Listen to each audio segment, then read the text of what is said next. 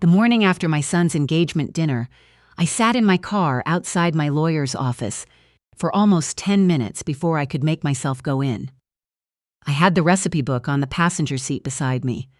I'd wrapped it in the same tea towel I used the day I made the first batch of butter tarts that my son ever loved. He was 4 years old. He'd gotten icing on his chin and laughed so hard he'd fallen off his chair. I picked it up, held it in my lap for a moment, and then I walked inside. My lawyer, who had handled my affairs for going on 18 years, looked up when I came through the door. He's a quiet man, not given to dramatic reactions. But when I told him what I wanted to do, he set his pen down slowly and said, "Are you absolutely sure about this, Elspeth?" That was the first time in a long time someone had asked me that, whether I was sure. I told him I'd never been more certain of anything since I bought my first property. Let me go back. I grew up in a small town outside of Sudbury, Ontario, in a house where money was always tight and nobody talked about it directly, the way Canadians often don't. My mother worked as a seamstress out of our kitchen. My father drove a delivery truck. We were not poor in the way that breaks people, but we were careful. Every dollar had a purpose. Nothing was wasted. I learned that before I learned long division. I married at 24. My husband was a good man. Kind, funny, completely incapable of saving money. Not because he was reckless, just because he never thought about tomorrow the way I did. When our son was born, I started squirreling away whatever I could manage from my shifts at the hospital where I worked as a dietary aide. Not glamorous work. I wore a uniform and served trays and got called by my first name by people who never learned it. But it paid, and it was steady, and I was grateful for it. My husband passed when our son was 11. Heart attack. No warning, no goodbye. Just there one evening, gone the next morning. I won't dwell on that period because this story isn't about grief. But I'll say this, losing him clarified things for me in a way nothing else could have. I looked at my son, who had his father's eyes and his father's laugh, and I thought, I am going to make sure this child never has to worry. So I kept working, and I started paying attention.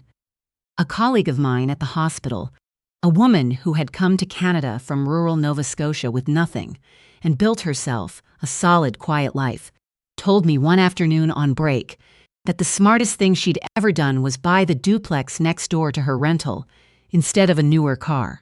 Tenants pay your mortgage, she said, matter-of-factly, over a cup of Tim Hortons. Cars just get old. That conversation cost me nothing. What I did with it cost me everything I had saved over 4 years.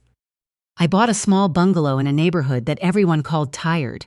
This was the late 90s. The roof needed replacing, the kitchen was original to 1962, and the previous owner had carpeted the bathroom. I learned to tile from a YouTube video before YouTube was even particularly good. I called in favors. I painted every wall myself.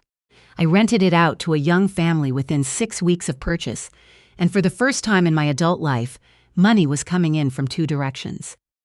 I kept working. I kept reinvesting. Nobody builds anything spending. My son grew up knowing I worked hard. He did not grow up knowing exactly what I had built. That was a deliberate choice, and I'll own it. I didn't want him to feel entitled to anything. I wanted him to make his own way, which he did. He became an engineer, found good work in Kitchener, and I was proud of him in the uncomplicated, chest-expanding way that only parents understand. When he told me he was engaged, I cried. Happy tears. I called my sister in Sault Ste. Marie, and we talked for an hour. His fiancée was from a family in Oakville. Old money, the kind that doesn't announce itself, but arranges itself around you in the form of a certain kind of confidence. Her mother had the manner of a woman who had never been told no in a context that mattered, and who had long since stopped expecting she would be. I met her at a Sunday lunch, early in the spring. She was polite. That's the most generous word I can reach for. She asked me where I lived. I told her. She asked what I did. I said I was retired, which was true. She nodded with the practiced warmth of someone who has been taught that nodding is sufficient. My son sat between us and said nothing, which I chose, at the time, to read as nervousness rather than indifference. The engagement dinner was held at a private room in a restaurant in downtown Toronto. The kind of place with no prices on the menu and a sommelier who doesn't make you feel stupid for not knowing things, which I appreciated. I had brought my gift. I want to explain what it was, because the explanation matters. 40 years ago, when I was first learning to cook as a young wife in a small house with a gas stove that ran hot on the left side, my mother sat down with me and wrote out her recipes in a coil-bound notebook. Not just the measurements, the notes. Add the vanilla before the eggs. Don't ask me why, just do it. Your grandmother used lard, I use butter. Both are right. This one takes patience. If you rush it, you'll know. Her handwriting was careful and looping, the way women of her generation wrote when they had been taught penmanship as a serious skill. She gave me that notebook when I got married. I added to it over 40 years, my own discoveries. My son's favorites, written in my hand beside hers. The first time I attempted tourtière and burned the bottom crust. The butter tart recipe that became non-negotiable at every family gathering. Modifications, failures, things that worked beautifully and needed no modification at all. When my son got engaged, I had the notebook rebound. I added a new section of recipes specifically for the two of them to start their life with. I wrote a note on the inside cover, personal, private, the kind of thing I won't repeat here, and I wrapped it in a piece of fabric cut from an old kitchen curtain that had hung in my mother's house. It was not an expensive gift. It was an irreplaceable one. At the dinner, after the champagne and the toasts and the polite conversation I'd been managing with steady effort, the time came for gifts. There were several, some from the fiancé's family, that involved cards from boutiques I recognized from the Yorkdale Mall and which were received with gracious enthusiasm. Then my son handed her my gift. She unwrapped it at the table. She turned the notebook over in her hands. She opened to the first page. My mother's handwriting faded slightly at the edges after 40 years, and she looked up at her mother. Her mother was the one who spoke. "Oh, how sweet," she said. "A handwritten recipe binder." She said it the way you might say someone had given a child a macaroni necklace. Not unkind exactly, but precisely calibrated to land somewhere between charming and dismissive.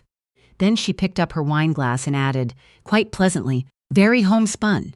Her daughter, my son's fiancée, smiled at me. The smile did not reach anything.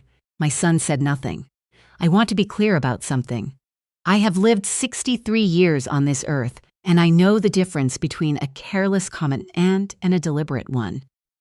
I know the difference between someone who doesn't realize how they sound and someone who knows exactly how they sound and chooses to proceed anyway. That was the second kind.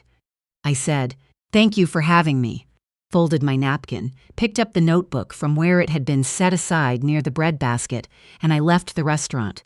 I did not make a scene. I did not raise my voice. I am not a woman who raises her voice when something actually matters. I walked to my car in the underground parking, sat in the front seat, and stared at the steering wheel for a few minutes. Then I drove home to Guelph. My son called the next morning. He said his fiancée had thought I was being sensitive. He said her mother hadn't meant anything by it.